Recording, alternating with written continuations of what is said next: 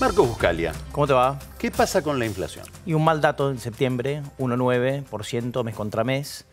Fíjate que ya se pasaron de la meta 2017, o sea, ya estamos a más de 17%. La inflación media año contra año, cuando la mirás en el Gran Buenos Aires, que llegó a estar 21,5 más o menos hace unos meses atrás, se está acelerando, está en 24, cerca de 24.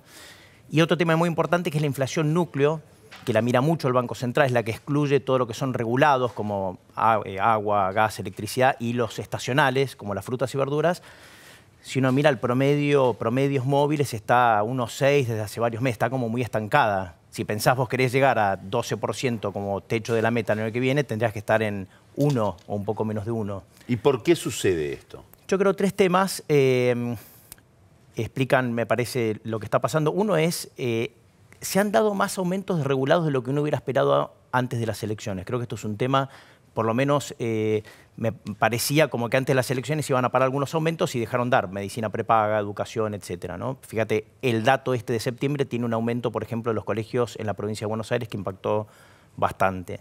Segundo, lo que llamamos inercia, es decir, estas inflaciones son muy, ya lo hablamos, son muy difíciles de bajar, en mucha inercia en los contratos, ¿eh? Cuando vas a alquilar te ponen, por ejemplo, semestralmente indexación y eso cuesta bajar. Tercero, voy a un tema que para mí es muy importante y ya lo señalé el lunes pasado con respecto a actividad. Mientras el Banco Central está tratando de hacer la política monetaria más contractiva, ¿sí? Cuando uno hace la política más contractiva quiere que el crédito en definitiva se desacelere para desacelerar la presión de la demanda sobre los precios. Le entró un elefante por el costado que son los Argenta. Ya lo hablamos la vez pasada. Sí. El crecimiento de los créditos Argenta en los últimos meses es más que el crecimiento de todo el sistema bancario de los créditos personales. Ahora, te hago una pregunta. De todo esto que estás pintando, sí, te pongo en otra órbita, en otra variable, que es el Banco Central. Finalmente no la pega con el... Era el gran protagonista de la lucha antiinflacionaria, ¿o no? Digamos, toda la teoría económica del presidente sí, apostaba a la receta del Banco Central. ¿Esto es a pesar del Banco Central o el Banco Central está equivocado en esta política antiinflacionaria? El Banco Central, ellos mismos dicen, bajamos tasa demasiado apresuradamente en noviembre del año pasado y por eso después la tuvieron que volver a subir y la política monetaria tarda en reaccionar, ¿sí? Federico Sturzenegger siempre dice que como cuando uno maneja un auto y dobla y el auto en realidad dobla 6 cuadras después. Entonces hay algo de eso, yo creo. Pero la pregunta relevante yo creo que tenemos que hacernos ahora es, bueno, ya está, esto es, el enfoque probablemente no es el adecuado, ya lo hablamos alguna vez de haber hecho la política desinflacionaria, pero es lo que es. La pregunta es, ¿van a lograr que baje la inflación el que viene o no estamos estancados acá en un nivel de 20 algo por ciento por año? Yo creo que va a bajar el año que viene, no va a bajar a la meta. A la meta si va a ser de 8 a 12 y muy difícil. Ahora, va a bajar a entre 15 y 16 es lo que pronostica el consenso. Yo creo que se puede dar. Porque al final la política monetaria es más contractiva, han subido tasas, uno mira los depósitos ya se están desacelerando y ya el año que viene no va a estar este elefante que fue Argenta, un elefante electoral, vamos a ponerle así, de créditos. La política fiscal va a ser más contractiva. Cuando uno mira el presupuesto, el gasto primario, es decir, el gasto excluyendo intereses va a subir menos que la inflación, ¿sí? Entonces va a ser como contractivo. Los acuerdos salariales no creo que sean muy disruptivos el año que viene. No me imagino los sindicatos digamos, pidiendo 30%, oponiéndose a un presidente que acaba de ganar una elección y que es popular, pidiendo 30% de aumento salarial. Yo creo que por más que haya batallas, etcétera, al final vamos a tener acuerdos salariales compatibles con una desinflación. El aumento de los precios regulados va a seguir pegando, pero me parece que en forma decreciente sobre la inflación. Y por último, creo que hay algo que todavía es difícil de pensar cómo va a impactar o cuánto va a impactar, pero creo que tenemos que entender que en una economía que se normaliza, Carlos, la oferta va a empezar a aumentar. Esto hasta ahora no ha pasado. Vos, una vez que se normaliza, vos has estado en ideas, has visto el entusiasmo empresario, implica invertir, y invertir empieza, bueno, tengo que empezar a competir para atraer clientes, y eso implica bajar precios. Te cuento un ejemplo en otro país. En algún momento en México, por ejemplo, desregulan lo que son telecomunicaciones, tratando de ponerle un freno a Carlos Slim. Tuvo un impacto inflacionario tremendo. Y acá yo de apertura económica no hablas, de apertura comercial. De apertura yo creo que algo va a haber, pero acordate que esto viene en cuentagotas. Esto es gradualismo, va a haber gradualismo, porque no nos olvidemos que tenemos un tipo de cambio muy atrasado. Si una apertura total en este momento implicaría un daño importante para la industria nacional. Estuviste de viaje. No fui a IDEA. No fuiste a IDEA, fuiste a Washington. Me fui a Washington.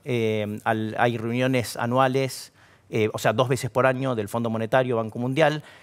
Aprovechando que todos los presidentes de bancos centrales, ministros van a Washington, los bancos arman reuniones para que los inversores se encuentren con esta gente. Muy interesante siempre. Te diría algunas conclusiones. Primero, con respecto al sentimiento global, diría que un optimismo cauteloso. En abril, ¿te acuerdas cuando volví? Había un optimismo sin cautela, ¿sí? O sea, un optimismo muy, muy fuerte. Ahora yo diría un poco más cauteloso porque estamos más cerca del proceso donde los bancos centrales de los países desarrollados empiezan a retirar el estímulo monetario y eso generalmente para mercados emergentes no es lo mejor. Pero, digamos, diría todavía optimismo. Segundo, Argentina sigue siendo estrella en esas reuniones, mucho interés en Argentina. Yo diría, la preocupación, obviamente dejaron de ser de las elecciones y pasa a ser que van a estar mirando los inversores es el ajuste fiscal, que haya una convergencia hacia un balance fiscal. Estos números de los que hablaba. Un balance fiscal que a su vez es necesario para poder bajar la inflación. Correcto. ¿Sí? Entonces, segunda perlita. Y tercero, yo te diría, muy importante para nosotros, mucho optimismo con respecto a Brasil. Mucho optimismo, muchos inversores, mucha gente pensando que Brasil puede crecer más de 3% el año que viene. Hasta ahora el consenso de economistas en la encuesta del Banco Central da 2,5, hace 4 semanas estaban 2,20, se va moviendo, pero mucha de la gente en Washington muy entusiasmada con Brasil y hablando básicamente de más de un 3% de crecimiento el año que viene. Apareció una entrevista a Nicolás Duhovne en Folia de Sao Paulo, hecha por Silvia Colombo, que es una especialista en la Argentina, muy optimista Duhovne sobre esto que estás contando, es decir, se suma ese optimismo que vos descubriste afuera, pero hay una gota de ácido en este idilio con Brasil. Macri le escribió una carta a Temer. Macri escribe cartas cuando está muy enojado.